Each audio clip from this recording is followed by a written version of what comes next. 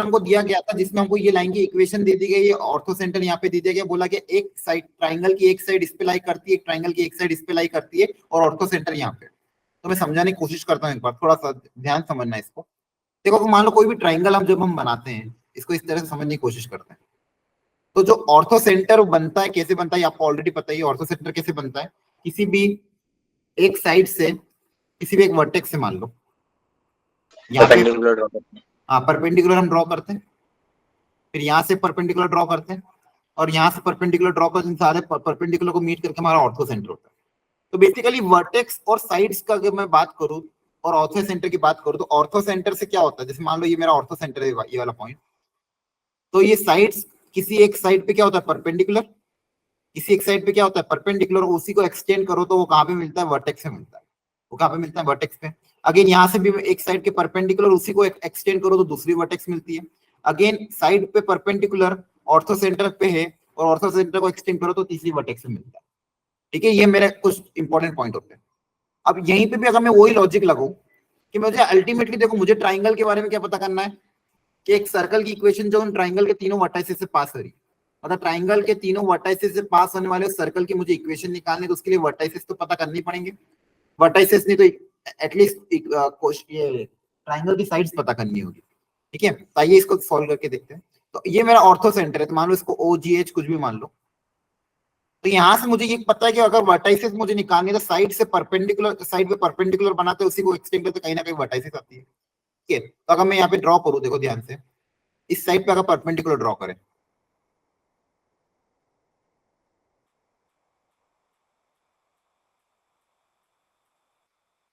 अब देखो ये सिमेट्रिकल डायग्राम है, या ये दोनों साइड इक्वल है, ये एंगल आपको 45 डिग्री है ना, हाँ है ना, क्योंकि लाइन की इक्वेशन है, ये दोनों साइड्स इक्वल है, और इसका अगर आप ये एंगल निकालोगे तो ये 45 डिग्री आएगा।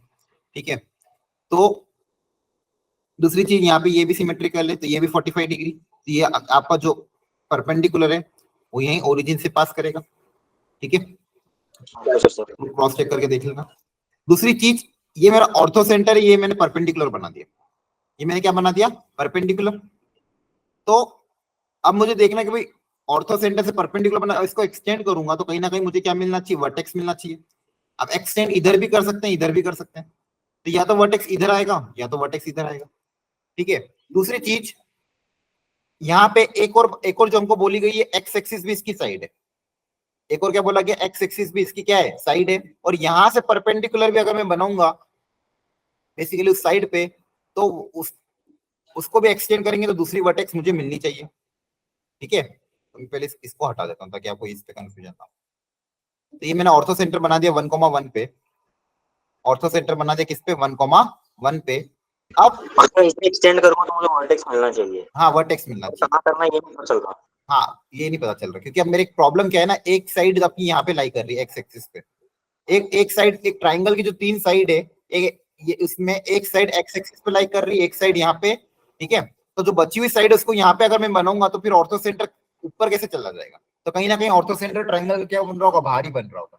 नहीं तो अब मैं, क्योंकि अगर मान लो एक साइड ये है, एक साइड ये है, तो फिर उसके हिसाब से तो ऑर्थो सेंटर यही कहीं बनना चाहिए, दूसरी साइड यही कहीं होगी, है ना। लेकिन ऑर्थो सेंटर बाहर बन रहा है, मतलब कहीं ना कहीं ट्राइंगल कुछ ऐसा होगा तो उसका ऑर्थो सेंटर क्या बन रहा है, बाहर बन रहा है।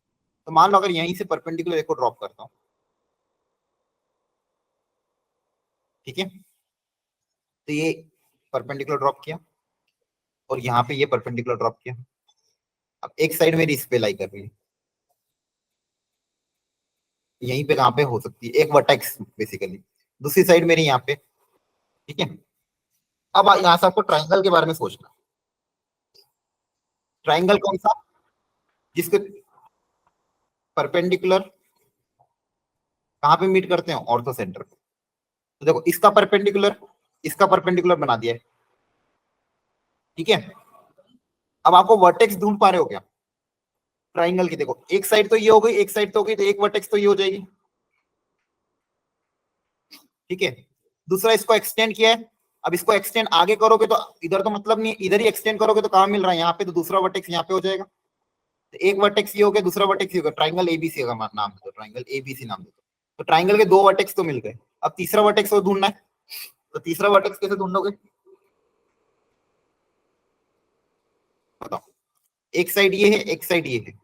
अब इसी सर साइड, ये जो साइड हमारी ए बी आपने बनाई है एक, हाँ ये मतलब हम जो -1 पॉइंट है वहां से सर ऐसे कैसे लेफ्ट हैंड की साइड जा रही हो? लेफ्ट हैंड की तरफ कैसे ले जाओगे, फिर ऑर्थो सेंटर वहां कैसे पहुंचेगा? क्योंकि ऑर्थो सेंटर से परपेंडिकुलर बनाना है ना आपको, तो परपेंडिकुलर यहीं पे इंटरसेक्ट कर रहा है ना, देखो उधर परपेंडिकुलर बन सकता है क्या? फिर साइड पे परपेंडिकुलर भी तो बनाओगे, है ना? तो साइड पे परपेंडिकुलर तो इधर ही बनेगा ना, आ रहा है समझ में?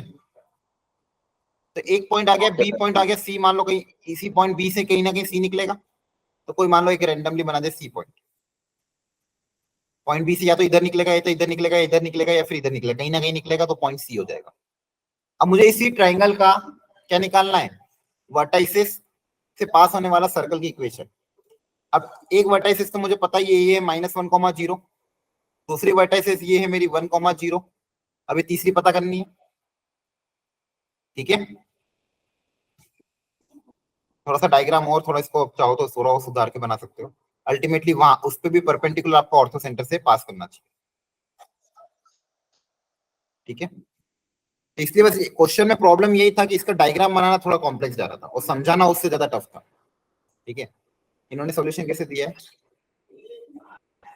इन्होंने क्या बोला? Circle passing through 0,0 is this. Origin से पास कर रहा था क्या अपना सर्कल?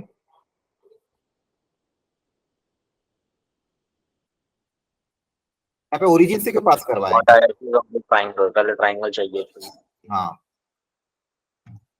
अच्छा एक वर्टाइसिस ये मानी इन्होंने, ये देखो परपेंडिकुलर को एक्सटेंड किया तो अच्छा यहाँ पे इंटरसेक्ट कर रहा है ना, हाँ। चलो इस क्वेश्चन को वापस आते हैं। ये एक वर्टेक्स आपको बी ये वाला नहीं होगा, ये वाला होगा, क्योंकि परपेंडिकुलर इस पे ड्रॉप किया है तो इसको एक्सटेंड किया तो ये यहीं पे इंटरसेक्ट कर रहा है, ठीक है? ओरिजिन में हुआ सर फिर? हाँ, एक वर्टेक्स से ओरिजिन होगा। अच्छा, क्या निकाल भी सकते हो, कोई दिक्कत नहीं है। देखो, एक एक तो एक्स एक्सिस है, दूसरी ये वाली एक्सप्रेशन थी, तो एक पॉइंट तो आपके पास आ ही गया था ए। दूसरा मैं आपको जो समझा रहा था कि परपेंडिकुलर ड्रॉप करोगे, परपेंडिकुलर को एक्सटेंड करोगे, तो दूसरा आपका पॉइंट बी यहाँ पे आएगा, ठीक है? इसकी छोड़ के फिर इस पे वापस आते हैं, रुको थोड़ी देर। बस मेन इसका यही था, ये कॉन्सेप्ट समझना कि भाई वर्टाइसिस कैसे ढूंढा जाए, ठीक है? तो डायग्राम थोड़ा सा कॉम्प्लेक्स बन रहा है इसमें, और इन्होंने तो खैर डायरेक्ट ही बना दिया। उन्होंने तीन एक्सिस मान लिया, एक तो y = 0 मान लिया, एक x + y = 1 मान लिया, ठीक है? इसका सॉल्यूशन अपन देखते हैं थोड़ी देर में, ठीक है? चलो, ये वाला क्वेश्चन पढ़ लो एक बार। यहाँ पे सॉल्यूशन में गड़बड़ है क्योंकि इसका ऑर्थो सेंटर ट्राइंगल के बाहर आ रहा है। किसी ने किया तो सॉल्व, आंसर मैच कर रहा था क्या उसका? सर इसका एक कोऑर्डिनेट आ गया था, फिर उससे हमने ऑप्शन में देखे कर लिया था। तो नहीं, इसका एग्जैक्टली आंसर निकालते टाइम मैंने इसको सॉल्व किया था, तो मेरा तो इसका ऑर्थो सेंटर बाहर आ रहा था जब मैंने सॉल्व किया था। आप में से किसी का ऑर्थो सेंटर ट्राइंगल के अंदर आया था क्या? मतलब मेरा डायग्राम उस तरह से बन नहीं पा रहा था कि ये ऑर्थो सेंटर कैसे लाई करेगा अंदर, क्योंकि एग्जैक्टली अगर आप बनाओगे एक एक्स एक्सिस पे, एक यहाँ पे, तो फिर अगर 1,1 पे अगर ऑर्थो सेंटर बनाना, तो आपका डायग्राम किसी को बना था इसमें क्वेश्चन में? ट्राई किया था घर पे? चलो इस पे वापस आएंगे, थोड़ा टाइम लगेगा इस क्वेश्चन को सॉल्व करने में, ठीक है? चलो इस पे आते हैं वापस। समझा तो दूंगा मैं, लेकिन थोड़ा सा इसमें टाइम चला जाएगा। इसको देखो ध्यान से। अगेन ये भी बहुत थोड़ा सा टफ क्वेश्चन था 2016 का, देखो ध्यान। R S is the diameter of the circle this. नहीं, ये थोड़ा शायद आसान वाला है, देखो सर पढ़ लो एक बार सब लोग ध्यान से। यहाँ पे जो सर्कल दिया है स्टैंडर्ड सर्कल है, x² + y² = 1। जो सर्कल हमको दिया गया है कि स्टैंडर्ड सर्कल दिया हुआ है x² + y² = 1, और बोला गया है R S is the diameter. और इसका डायग्राम बनाओ, आप लोग डायग्राम बना लोगे तो आधी चीज सॉल्व हो जाएगी। पढ़ के डायग्राम बनाने की कोशिश करो, खुद से डायग्राम बनाओ, तब तक मैं भी डायग्राम बना रहा हूँ।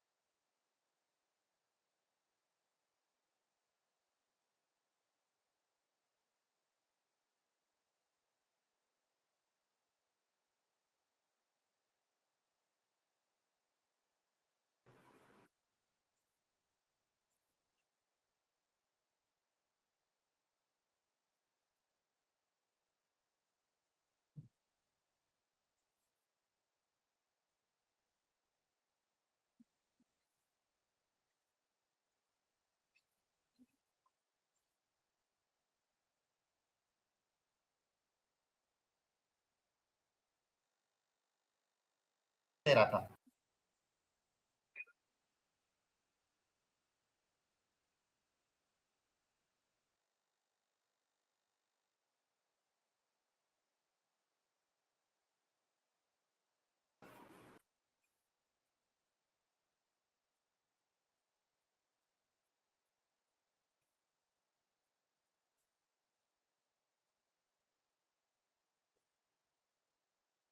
देखो डायग्राम बनाया आप लोगों ने। Let R S be the diameter of the circle X square plus Y square equal to 1। तो आर एस इसका डायमीटर है। देखो एस के बारे में हमको बोल दिया गया तो 1,0, तो ये अगर ये एस पॉइंट होगा तो आर को यही होना पड़ेगा क्योंकि डायमीटर तो फिर यहीं से ये निकलेगा, तो आर ये हो जाएगा, एस ये हो जाएगा। P is a variable point other than R and S, तो पी को मैंने यहाँ पे कहीं बना दिया। अब क्या बोला गया on the p be the variable point on the circle and the tangent to the circle at s and p। s पे और p पे टेंजेंट ड्रॉ करी गई है। s और p पे, मैच करेगी। हाँ s और p पे टेंजेंट अगर बना दे तो ये s पे टेंजेंट बना दी, sorry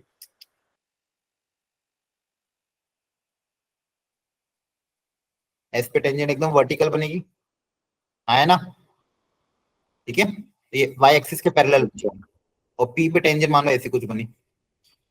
meet at q, q ठीक है। The normal to the circle at p, the normal to the circle at p intersect the line through q parallel to rs। अच्छा, q से एक लाइन बनाई गई है rs के पैरेलल,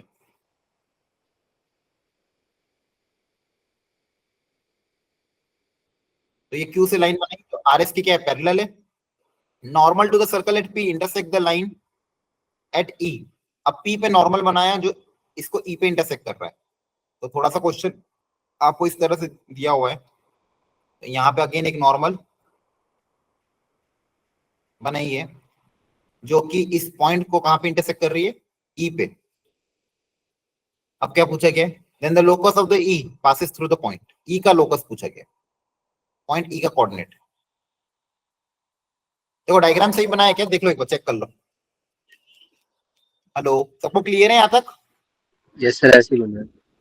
ठीक है, तो क्वेश्चन में हमको बोला गया है कि एक वेरिएबल पॉइंट p है जिस सर्कल पे लाई कर रहा है, सर्कल भी स्टैंडर्ड है, r और s डायमीटर दे दिए थे, यहाँ पे टेंजेंट और यहाँ पे टेंजेंट q पे इंटरसेक्ट कर रही है। अल्टीमेटली ई पे नॉर्मल कहाँ से बनानी है, मैं पढ़ के नहीं समझ आ रहा। e पे नॉर्मल नहीं बने, पूरा क्वेश्चन पढ़ो। Locus of the e, the normal to the circle at p, p पे नॉर्मल बनी है, intersect the line parallel to, normal कहाँ से है? क्या कह रहे हो? मैं कह रहा हूँ सर पी पे नॉर्मल बनना है ना, लेकिन वो कहाँ से आएगा ये? कहाँ से आएगा मतलब?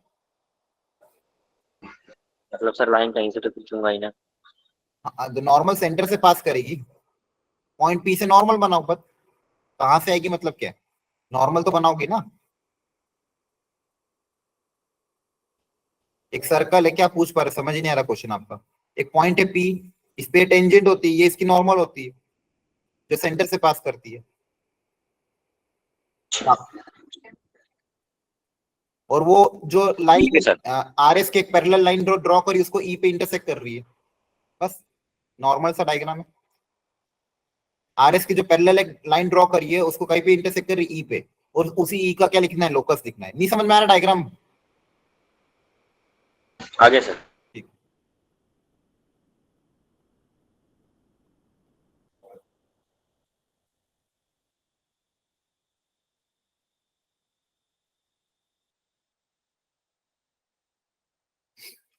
तो ई का लोकस लिखना, तो ई को मान लो फटाफट एच कोमा के,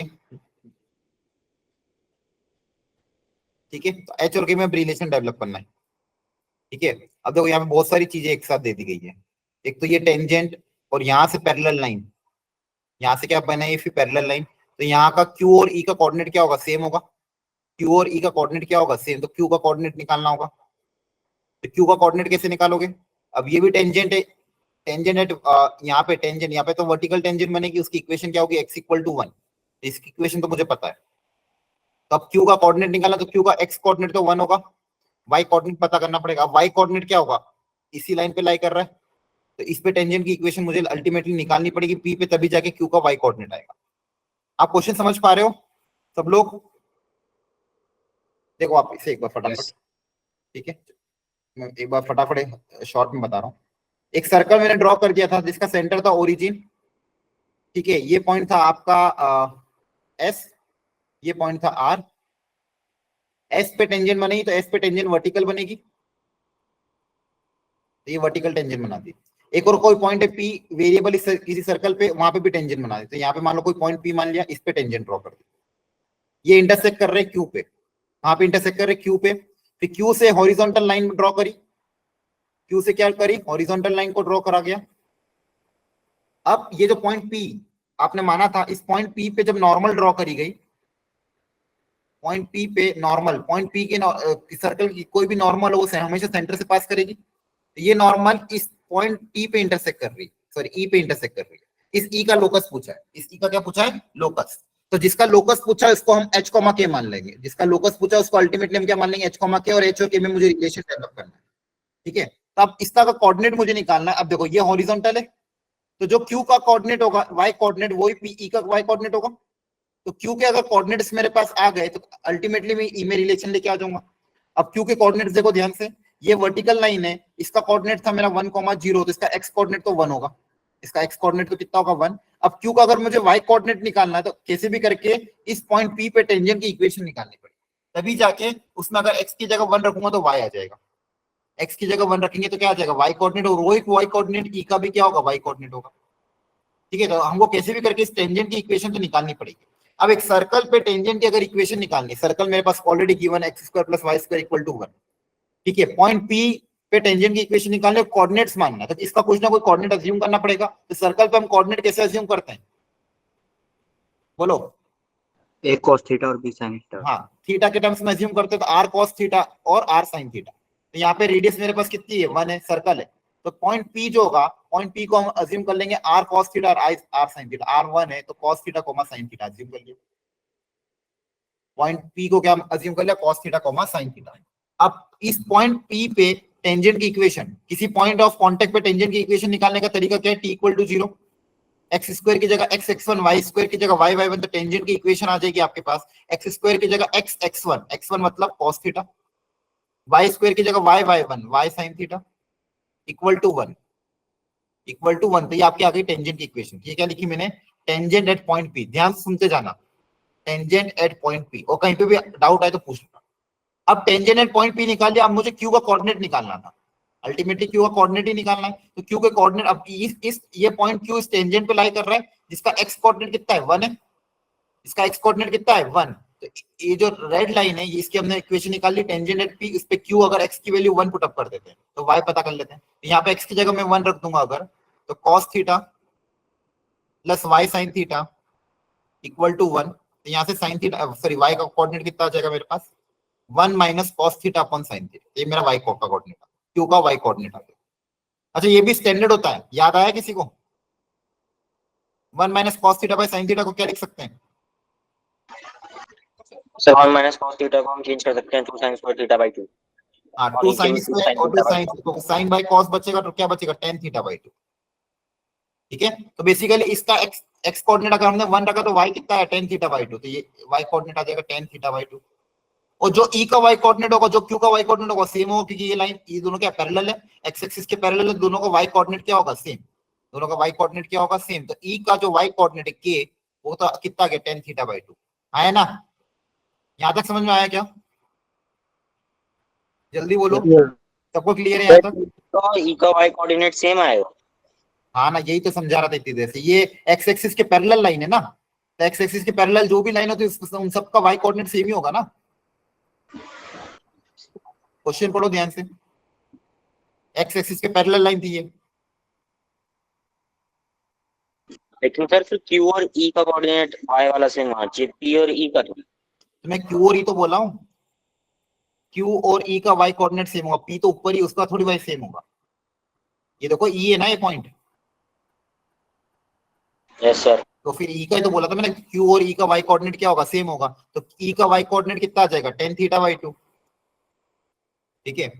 अब एक्स कोऑर्डिनेट निकालो इसका। अब एक्स कोऑर्डिनेट निकालने के लिए क्या किया जाए, एक्स कोऑर्डिनेट जो है वो इस नॉर्मल पे लाई कर रहा है और इसका पॉइंट ऑफ इंटरसेक्शन है। तो यहाँ पे अल्टीमेटली वापस से क्या लिखोगे, पी पे नॉर्मल की इक्वेशन, उस नॉर्मल की इक्वेशन में y की जगह क्या रख देंगे, 1, क्योंकि सॉरी y की जगह क्या रख देंगे tan theta by 2, y coordinate मुझे पता चल ही गया। तो नॉर्मल की इक्वेशन में y की जगह tan थीटा बाई 2 रख देंगे तो x आ जाएगा, क्योंकि ये पॉइंट नॉर्मल पे लाई कर रहा है।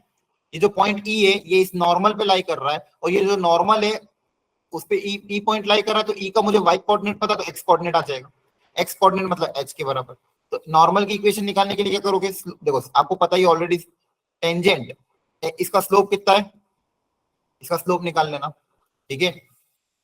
स्लोप पता है, पॉइंट पता है, नॉर्मल की इक्वेशन आ जाएगी, ठीक है। और स्लोप अगर निकालना है टेंजेंट का तो dy बाई dx भी कर सकते हो, तो वहां से भी टेंजेंट का स्लोप आ जाएगा, वहां से भी क्या आ जाएगा, टेंजेंट का स्लोप। तो देखो ध्यान से, इस कर्व में अगर टेंजेंट का स्लोप आपको निकालना है, इसको डिफरेंशिएट करोगे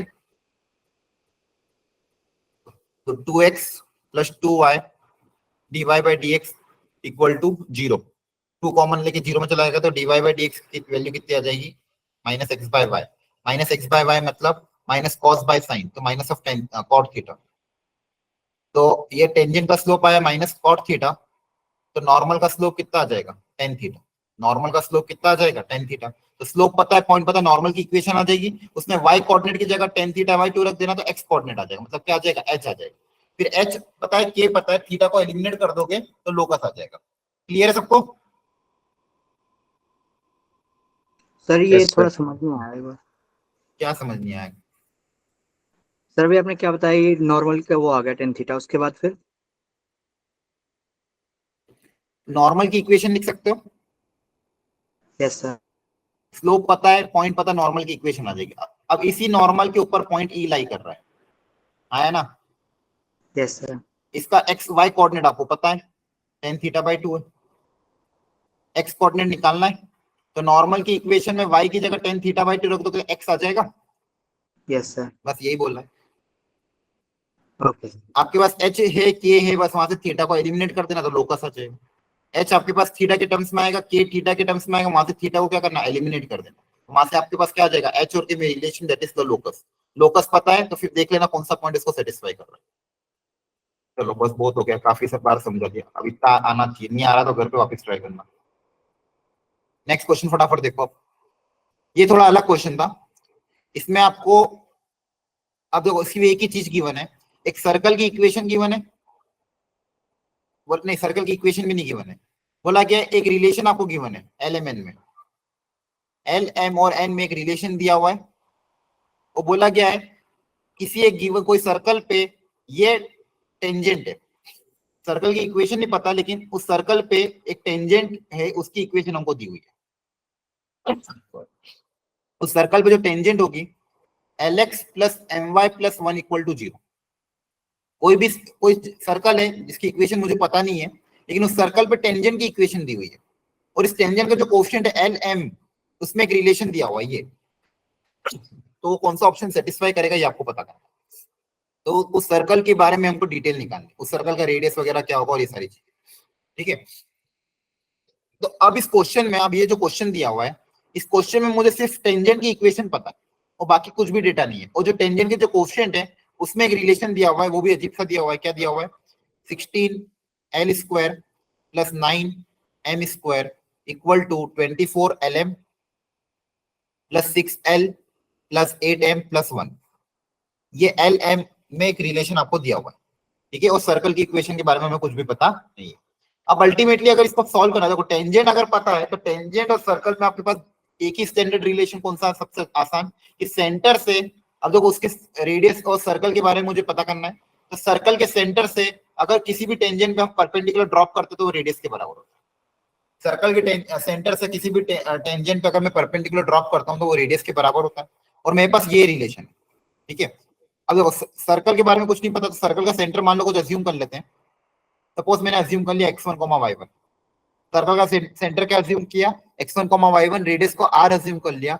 तो अब मेरे पास अगर ये टेंजेंट की इक्वेशन है तो यहाँ से एक रिलेशन क्या है कि सेंटर से परपेंडिकुलर रेडियस के क्या होगा, बराबर होगा। सेंटर से परपेंडिकुलर, और तो कुछ मैं क्या ही करूंगा टेंजेंट की इक्वेशन से, और हम कुछ भी नहीं कर सकते।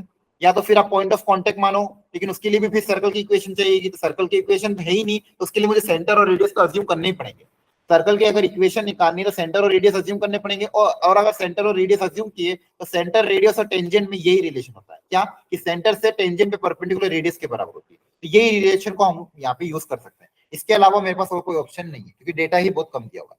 तो सेंटर से परपेंडिकुलर रेडियस का अगर मैं इक्वेट करूंगा तो Lx1 plus My1 plus 1 upon under root of L square plus M square, ये जो लेंथ होगी ये रेडियस की क्या होगी, बराबर होगी, ये रेडियस की क्या होगी, बराबर। सेंटर से परपेंडिकुलर का डिस्टेंस मैंने रेडियस से इक्वेट कर दिया। अब मुझे कैसे भी करके ये इसी रिलेशन से इस रिलेशन को कंपेयर करना है और बची हुई मुझे बेसिकली सेंटर और रेडियस पता करनी पड़ेगी, तभी जाके मैं ऑप्शंस ले पाऊंगा। अब ये जो गिवन रिलेशन है इसके अंदर देखो टर्म्स कैसे आ रहे हैं, 16L square 9M square LM और सिर्फ 4L माइनस 3M का स्क्वायर बनेगा। हाँ क्या कह रहे हो, 24 अगर हम दूसरी साइड ले जाए, उस साइड ले जाओ। हाँ 4L minus 3M square, 4L minus 3M का होल स्क्वायर हो जाएगा और इधर क्या बचेगा आपके पास 6L 6L plus 8। Plus 8M plus 1। ठीक है, यहाँ पे x इक्वल टू 6 और y इक्वल टू 8 आगे मुझे देख सकते हैं। लेकिन अच्छा ये डिस्टेंस फॉर्मूला अप्लाई हो रहा है क्या यहाँ पे, जैसे जैसे हमें एक रिलेशन पता है ना, एक और Lx plus My plus 1 equal to 0, उसमें 6 और 8 डाल दिया। हाँ तो सर इसका फिर इसकी वैल्यू उसके बराबर है, 4L माइनस 3M स्क्वायर के बराबर है। लेकिन 6 और 8 इसको सेटिस्फाई क्यों करेंगे,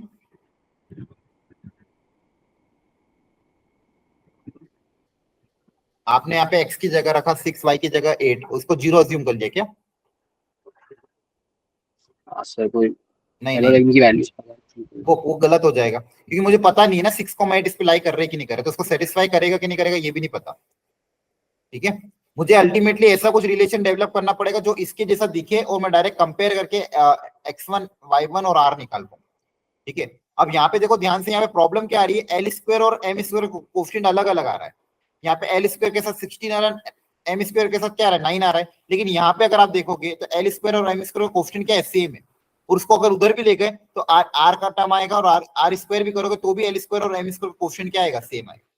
क्या आएगा, सेम।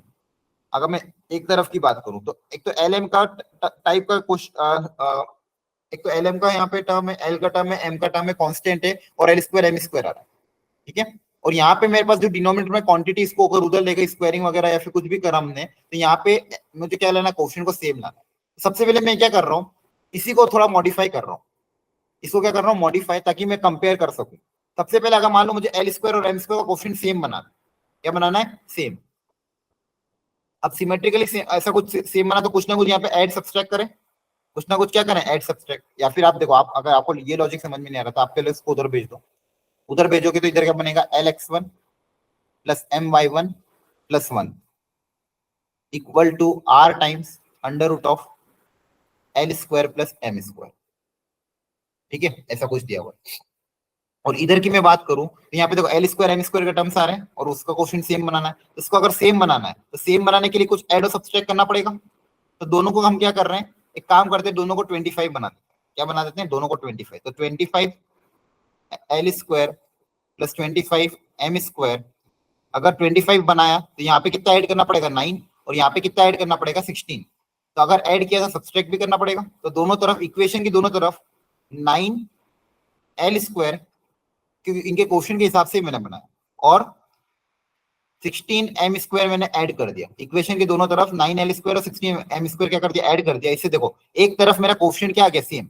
एक साइड मेरा क्वेश्चन क्या आ गया, सेम।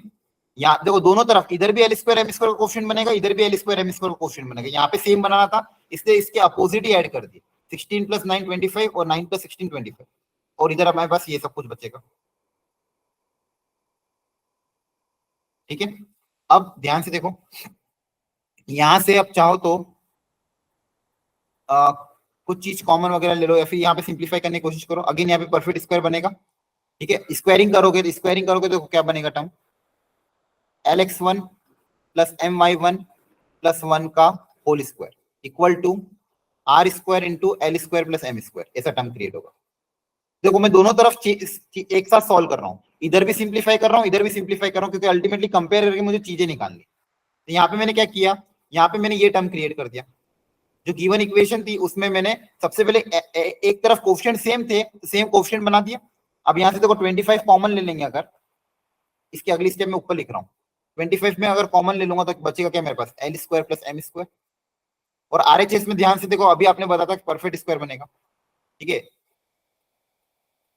या फिर इसको मैं वापस लिख लेता हूँ, 9 L square plus 16 M square, ठीक है, plus 24 LM plus 6L plus 8M plus 1, ये दिया हुआ है, ये मेरे पास दिया हुआ है। अब मुझे सिंप्लीफाई करना पड़ेगा, मतलब बेसिकली यहाँ पे क्या लाना है, होल स्क्वायर का टर्म क्रिएट करना है। क्या क्रिएट करना है, होल स्क्वायर का टर्म। देखिए यहाँ पे ये टर्म क्रिएट हो जाएगा, सर ये टर्म तो बनी जाएगी, हाँ बनी जाएगी, इसमें 24 LM आ रहा है। हाँ उसी हिसाब से टर्म भी बन जाएगी आपकी। देखो ये किस किस का स्क्वायर है, ये 3L का, ये 4M का, और प्लस 1 का क्या है, होल स्क्वायर है। और इधर मेरे पास क्या बना, 25L square plus M square, ठीक है। अब कंपेयर कर सकते हो दोनों चीज को, क्योंकि यही रिलेशन इसको सेटिस्फाई कर रहा है। तो यहाँ से आर स्क्वायर 25 के बराबर होगा तो आर मेरा 5 के बराबर आ जाएगा, और इसको कंपेयर करोगे तो x1 आ जाएगा 3, y1 आ जाएगा 4। तो मेरा सेंटर 3,4 और रेडियस कितनी आ जाएगी 5। अब जो भी चीज आपको पूछी आप निकाल सकते हैं, ठीक है। अल्टीमेटली मुझे इस सर्कल के बारे में निकालना था। तो देखो क्वेश्चन में एक्चुअली एक ही डेटा दिया हुआ था, और उस डेटा, एक तो आपको टेंजेंट की इक्वेशन दी थी, सेंटर से परपेंडिकुलर को रेडियस से इक्वेट करके इस गिवन डेटा के साथ कंपैरिजन करा, और रेडियस और सेंटर के कोऑर्डिनेट्स निकाले। और क्या लॉजिक लगाया कि एक तरफ L square M square coefficient same आ रहा था तो सेम बनाया, और दूसरी तरफ वो बना दिया, तो इससे अपने आप वो क्वेश्चन क्रिएट हो गया, ठीक है। तो ऐसे क्वेश्चन अगर आते हैं तो ये अप्रोच आप अपना सकते हो, ठीक है। और इसके बची हुई चीज अब वो बाकी आसान है ऑप्शंस निकालना, क्योंकि एक बार मैं बस अगर सर्कल की इक्वेशन आ जाएगी तो फिर बाकी सारी चीजें अपने आप आ जाएगी। फिर देख लेना कौन कौन सा ऑप्शन मैच कर रहा है, इसका आंसर की भी मैंने दे रखा है, चेक कर लेना। नेक्स्ट एक और देख लो, कंसीडर द सर्कल दिस, पढ़ लो ध्यान से इसको पॉइंट को। अगेन एक और क्वेश्चन, एक सर्कल हमको दिया हुआ है with centre C and the point P outside it. From a point P, a pair of tangent PQ and PR are drawn to the circle. तो पहले बना लेते हैं इसको। एक सर्कल दिया हुआ है और बोला कि एक पॉइंट P सर्कल के बाहर लाई कर रहा है, वहां से टेंजेंट ड्रॉ करी गई है।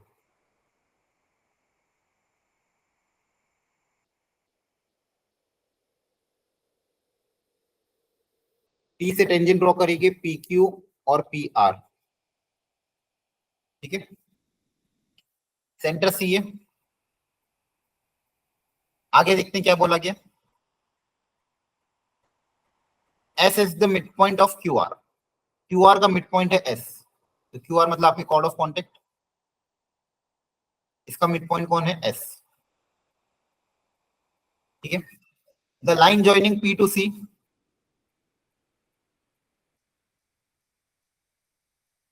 P से C को ज्वाइन करने वाली लाइन,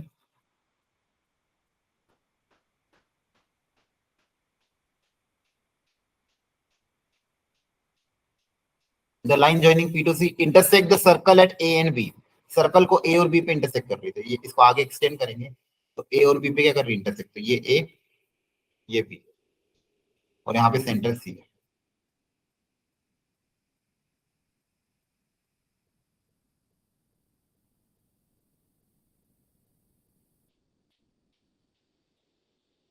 एक सेकंड आप डायग्राम ड्रॉ करना।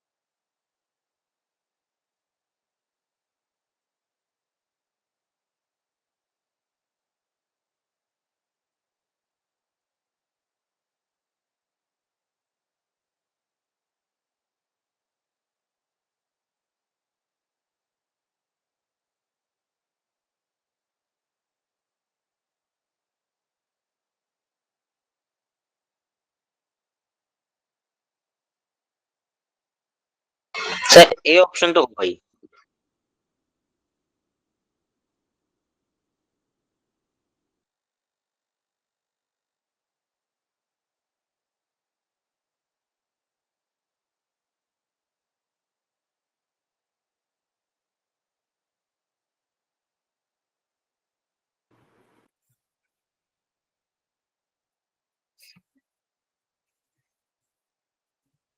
हाँ ठीक है, चलो आगे बढ़ते हैं।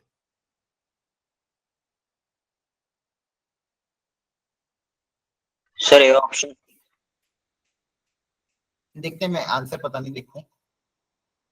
यहाँ तक क्वेश्चन क्या क्या बोला था कि midpoint PC intersector A and B which of the following statement. हाँ ठीक, ये डायग्राम है। ऐसा डायग्राम आपने ऑलरेडी बहुत बार देखा होगा, क्लास 10th में भी देखा होगा। तो सबसे पहले तो इसमें मैं इसको इससे ज्वाइन कर लेता हूँ ताकि थोड़ी और डायग्राम में क्लियरिटी हो। ये आपको पता है ये 90 डिग्री होता है, और 10th में ऐसे डायग्राम हमने देखे थे जहाँ पे इसको हम थीटा मानते थे। ये थीटा माना तो ये एंगल भी मेरा क्या होता था, थीटा होता था। याद आ रहा है? हाँ है ना? ऐसे रिलेशन यूज करते यस हो। सर। ठीक है, ये अगर थीटा है तो ये भी आपका थीटा होगा।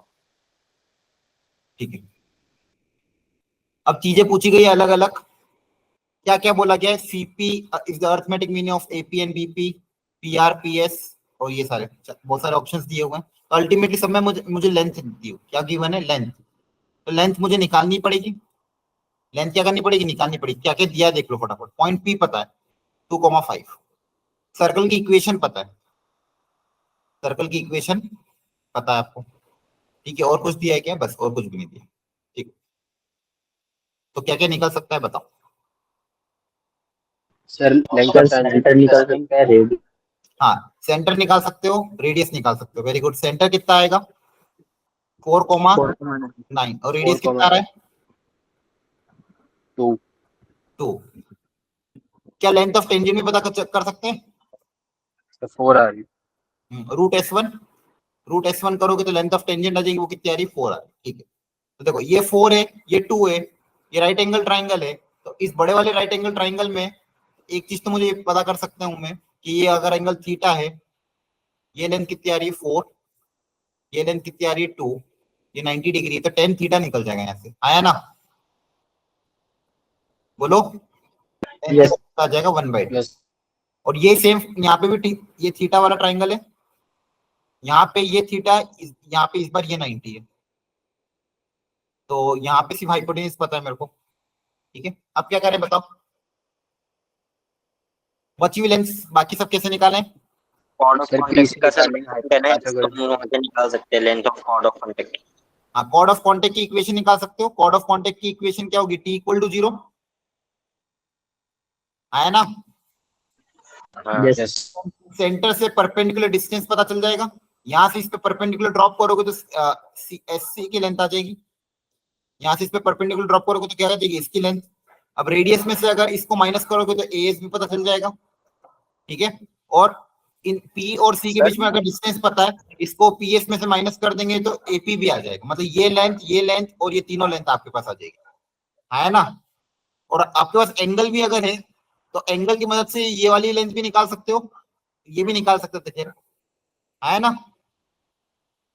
Yes sir chord of contact की लेंथ निकालने के लिए क्या करना पड़ता है? कॉर्ड ऑफ कॉन्टेक्ट की लेंथ निकालने के लिए लेंथ, लेंथ क्या निकालना आप? ये अगर आपके पास ये थीटा है ना तो आप इसका हाफ निकाल लो, डबल कर देना। ये थीटा तो ठीक है निकल ही सर। गया आपके पास। यहाँ पे आप देखो tan थीटा है तो sin थीटा cos थीटा सब कुछ निकाल सकते हो, फिर इस ट्रायंगल में अप्लाई कर देना। इस यहाँ पे cos थीटा, यहाँ से cos थीटा निकाल लेना, यहाँ पे अप्लाई करके ये लेंथ पता कर लेना। QS निकाल के फिर डबल कर लूं। हाँ, डबल कर देना। सारी चीजें आ जाएगी। आई थिंक ये हो जाएगा क्या सॉल्व? Yes sir. ठीक है, फिर भी डाउट हो तो पूछ लेना। 3 ऑप्शन आ रहे हैं और ये आपको सॉल्यूशन में मैंने दिया हुआ है, घर पे मैच कर लेना, सॉल्व करो तो। अलाइन, अगला क्वेश्चन क्या था? Align L1 intersect x axis and y axis P and Q. Another line L2 perpendicular to the L1 cuts at R and S respectively in the locus of the point of intersection of the line PS and QR is a circle passing through the point. अच्छा, ये भी अलग ही question नहीं दिया हुआ। तो diagram बना लेते पहले।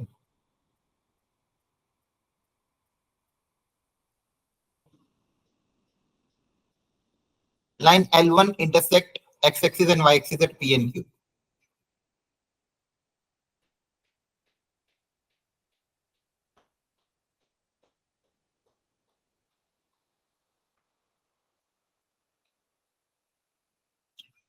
L2 perpendicular to L1 cuts x axis and y axis at R and S. एक और line.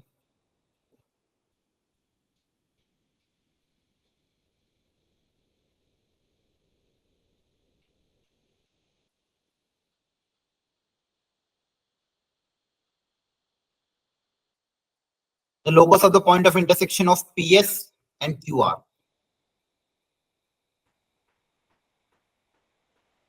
PS और QR का locus point of intersection. तो QR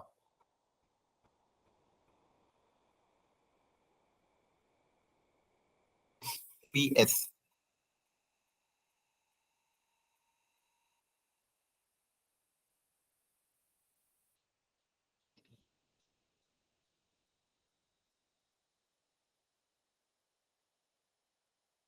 इसको मान लो T मान लो, इसी का लोकस निकालना है।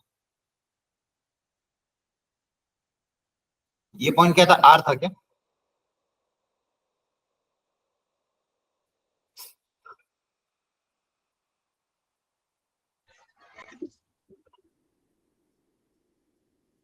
तो L1 ये क्वेश्चन दिया हुआ है, बताओ। L1 एक लाइन है, उसके परपेंडिकुलर एक लाइन L2 जो R S पे इंटरसेक्ट कर रही है एक्स एक्सिस वाई एक्सिस को, फिर यहां से इसको ज्वाइन किया, इसको ज्वाइन किया, इसका लोकस निकालना पॉइंट T का। बेसिकली इसके एक्स कोऑर्डिनेट और वाई कोऑर्डिनेट के बीच में रिलेशन लाना है H और K में। क्या करें, कहां से स्टार्ट किया इस क्वेश्चन को?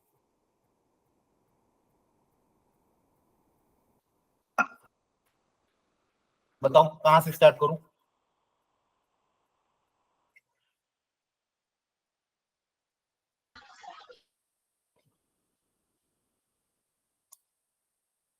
कौन क्या अजम्पशन माने, कुछ ना कुछ अजम्पशन तो मानने पड़ेंगे ना। हाँ सर, पहले एक लाइन की इक्वेशन लेट करके फिर दूसरी की निकाल के। हाँ तो लाइन की इक्वेशन अगर तो डायरेक्टली तो नहीं मान सकते, या तो मानो y equal to mx plus C, दो अननोन तो रखनी है। तो अननोन अगर मानना ही है तो पॉइंट P और पॉइंट Q को भी मान लेते, ताकि उनके x upon P plus y upon Q equal to 1 और दूसरी लाइन इससे हाँ परपेंडिकुलर है, तो हाँ, तो सर इसके पी पॉइंट क्यू और हाँ आर एस में कोई रिलेशन आ जाए। पॉइंट P का कोऑर्डिनेट a,0 मान लिया, Q का मान लिया 0,b। ठीक है, क्योंकि कोऑर्डिनेट अज्यूम करोगे तभी जाके काम बनेगा। तो कोऑर्डिनेट अज्यूम कर लेंगे तो लाइन की इक्वेशन भी आपके पास आ ही जाएगी, x by a plus y by b equal to 1। ठीक है, ये इसकी इक्वेशन निकाल। अब ये जो लाइन है इसके परपेंडिकुलर बनाएंगे। ये इतना ही मुझे पता है कि लाइन जो है इसके परपेंडिकुलर, कहाँ से पास कर रही वगैरह कुछ भी पता नहीं है। तो बस यहाँ से मैं क्या कर सकता हूँ, जो जो कर सकते हो उतना ट्राई करने की कोशिश करता हूँ। तो यहाँ से मुझे एक चीज तो पता है, इसका स्लोप कितना आ जाएगा, माइनस ऑफ b बाई ए। ठीक है, चेक कर लेना। तो अगर L1 का स्लोप माइनस b बाई ए, तो लाइन L2 का स्लोप आपका आ जाएगा कितना, a बाई बी। ठीक है, L2 का स्लोप कितना आ जाएगा, a बाई बी। तो इसका स्लोप पता है, इसका क्या पता है, स्लोप। तो L2 की इक्वेशन अगर निकालनी हो, सी स्लोप पता है मुझे ना, तो L2 की इक्वेशन क्या मान ले, y बराबर m that is a by B into x plus constant c। तो c को c मान ले, क्या मान लिया, c। एक और कॉन्स्टेंट अज्यूम कर लिया। अब L2 की इक्वेशन में r और s के कोऑर्डिनेट्स आ सकते हैं, क्योंकि r और s क्या है, x एक्सिस और y एक्सिस पे लाई कर रहे हैं। तो r का कोऑर्डिनेट निकालने के लिए y को 0 रखना पड़ेगा। r निकाल रहा हूं, r जो x एक्सिस पे लाई कर रहा है, तो y कोऑर्डिनेट क्या होगा, 0। तो y अगर 0 हो जाएगा तो x कोऑर्डिनेट कितना आ जाएगा, ये माइनस c उधर जाएगा तो माइनस सी बी बाय ए, ये x कोऑर्डिनेट आ जाएगा, ये r का कोऑर्डिनेट आ गया। सिमिलरली s जो है वो वहां पे लाई कर रहा है y एक्सिस पे,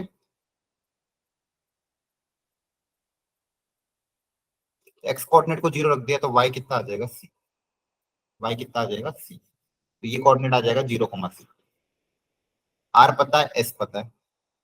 अब क्यू आर से इक्वेशन निकालनी पड़ेगी और पीटी से इक्वेशन निकालनी पड़ेगी, क्योंकि क्यू आर और पीटी आपकी किस पे इंटरसेक्ट कर रहे हैं, टी पे। एस को आपने क्या माना था, 0,c। ठीक है, और आर आपका निकल चुका है माइनस सी बी बाई। इससे रिलेशन डेवलप हो रहा है क्या, चेक करो।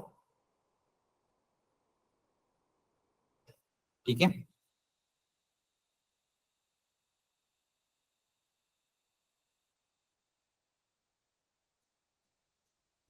और तो कोई तरीका दिख रहा है कि इसके अलावा?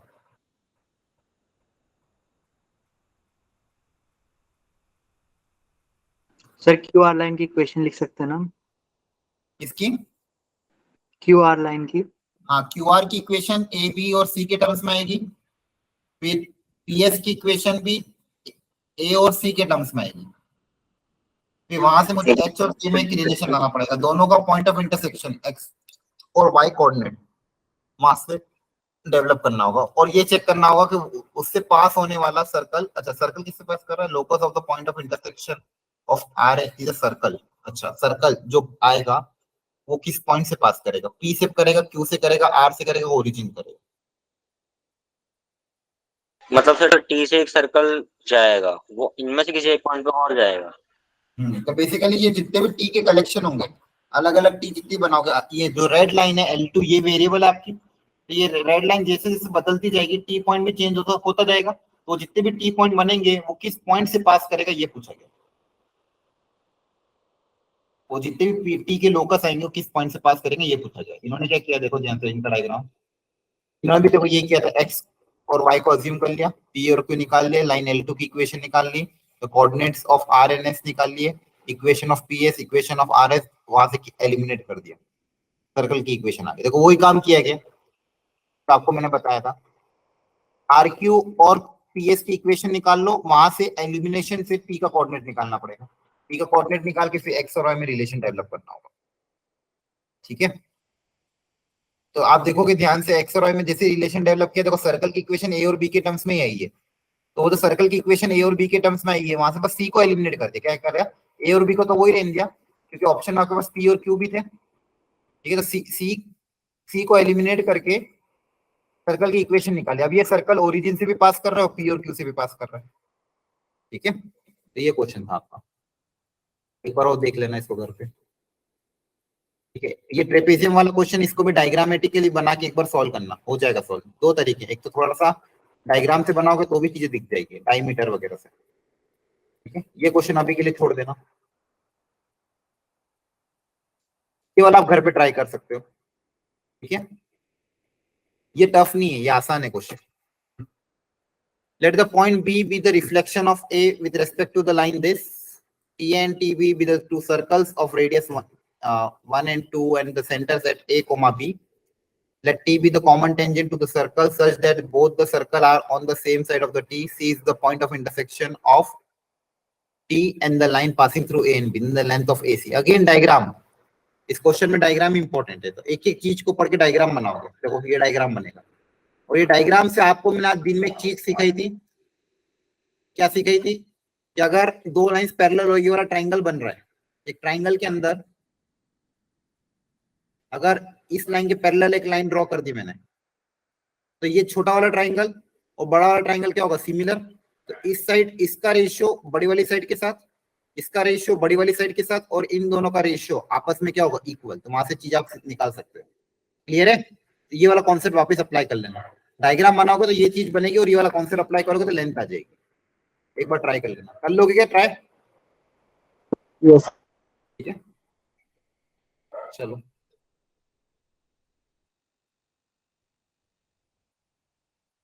अच्छा, दूसरी चीज, अब देखो इसमें कुछ कुछ क्वेश्चन थोड़े टफ भी, अभी आप ज्यादा ट्राई मत करना इसमें, जितने बस थोड़े बहुत अगर ट्राई करना तो कर लेना, कोई दिक्कत नहीं। अब कल की क्लास में अपन को कोऑर्डिनेट आप वाइंड अप करना है, बहुत दिन हो गए, मतलब बहुत दिन तो नहीं हुए। ठीक है, बस जितना टाइम दे सकते हो तो दे दिया अपन ने।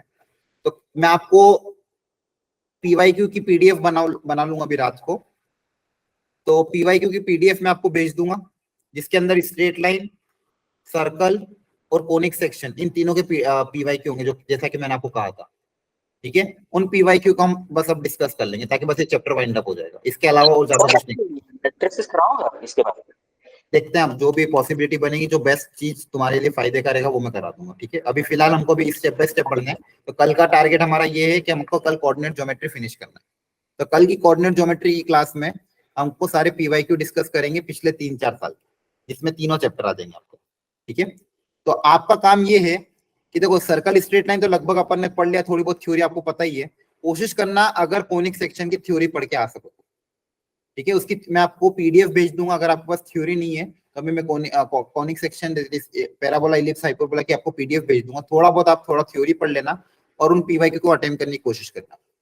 ठीक है, वो अटेम्प्ट हो जाएंगे, थोड़ी आप थ्योरी पढ़ लोगे, फिर जब हम क्लास में डिस्कस करेंगे तो आपका रिवीजन अपने आप हो जाएगा। ठीक है, बस इतना कम समय में ये बेस्ट पॉसिबिलिटी है।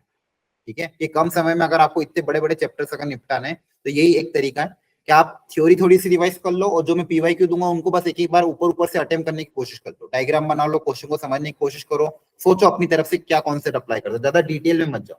फिर क्लास में जब हम आएंगे तो डबल बार उसी चीज को रिपीट कर लेंगे और वहीं से हमारे कॉन्सेप्ट डेवलप हो जाएंगे। ठीक है, तो यहाँ पे इस बारे में पीडीएफ में नो डाउट कुछ कुछ क्वेश्चन थोड़े ज्यादा टफ थे। ठीक है, वो थोड़ा आइडिया हमने ले लिया। अब हम पीवाईक्यू पे जाएंगे, तो पीवाईक्यू भी सेम चीज होगी, उसमें इजी, मीडियम, हार्ड तीनों तरह के क्वेश्चन होंगे। ठीक है, तो आपको पीवाईक्यू एक बार अटेम्प्ट करने, फिर हम क्लास में डिस्कस करेंगे। ठीक है, तो देख कल मिलते हैं। तो मैं टाइम बता दूंगा कब क्लास होगी, उसके पहले मैं अभी रात को पीवाईक्यू आपको बना के भेजता हूँ। तो लगभग आधा घंटा 1 घंटा मुझे लगेगा पीवाईक्यू पीडीएफ बनाने में। तो आपको मैं 11 बजे के पहले पहले भेज दूँ। ठीक है सर अभी ये लास्ट वीक में क्या कुछ स्ट्रेटेजी होनी चाहिए? हाँ, देखो अब देखो, एक तो आपका अब नया पढ़ना कुछ है नहीं, अब सर, नया नया नया कुछ बंद पढ़ना। अब 28 तारीख को एक तो आपका एक टेस्ट 28 को होगा और एक 31 को होगा। 2 पीवाईक्यू, 2 फुल सिलेबस टेस्ट हम करा रहे हैं। उसके बाद आप ज्यादा पेपर मत देना, 1, 2, 3 तारीख तक रिलैक्स रखना। 4 को आपका मेन पेपर है। तो अब आखिरी आपको अगर एफएसटी देना तो 2 एफएसटी देना, एक 28 को होगा और 31 को होगा। ठीक है, उन दोनों एफएसटी को अच्छे से देना अभी जो होने वाएंगे। ठीक है, और आपको अगर मान लो वो जेई एडवांस वाला वो देना है, वेबसाइट पे जाके तो आप वो भी एक बार ट्राई कर सकते हो। वो चाहो तो आप सर जो हाँ बोलो, सर जो सर आप वेबसाइट पे टेस्ट है, डाल देंगे। एक एक करके बोलो। हाँ बोलो। सर जो वेबसाइट पे टेस्ट है उसकी पीडीएफ मिल सकती है नहीं सर? जो वेबसाइट पे टेस्ट उसकी पीडीएफ, ठीक है मैं ढूंढता हूँ, कहीं से अगर जुगाड़ हो के तो भेज दूंगा। सर आप उन्हीं क्वेश्चंस को डाल दो अपने टेस्ट में थोड़े बहुत। किन्हीं क्वेश्चन को ना फिर मतलब क्या, वो आपको वहां पे जो पोर्टल पे मिल रहा है उन्हीं क्वेश्चन को डाल के क्या करूँ मैं? आपको वहीं से कर लो ना डायरेक्ट, वो और ज्यादा अच्छा पोर्टल है। वो तो एग्जैक्ट जेई जैसा ही होगा ना। ठीक है सर। ठीक है, तो आप वहीं से अटेम्प्ट कर लो। यहाँ पे तो अपन दूसरे क्वेश्चन रखेंगे। ठीक है तो सर चलिए। ये बीच में क्लासें होंगी ना 31 से पहले तक क्या ना कैसे है? होगी क्लासेस होगी आपकी। तो वो आप पे डिपेंड करता है कि आपको कौन कौन से टॉपिक करने, कौन कौन से नहीं करने, तीनों सब्जेक्ट में। आपको लग रहा है कि अटेंड करना है तो अटेंड कर लो, आपको लग रहा है कि नहीं मेरा बहुत हो गया, इतना बहुत है, अब मेरे को रिवाइज करना तो रिवाइज कर लो। वो आप पे डिपेंड करता है। ठीक है, वो आपका सर कॉल होगा। सर ये फिजिक्स जो को बता रहे थे बस थोड़ा। क्या?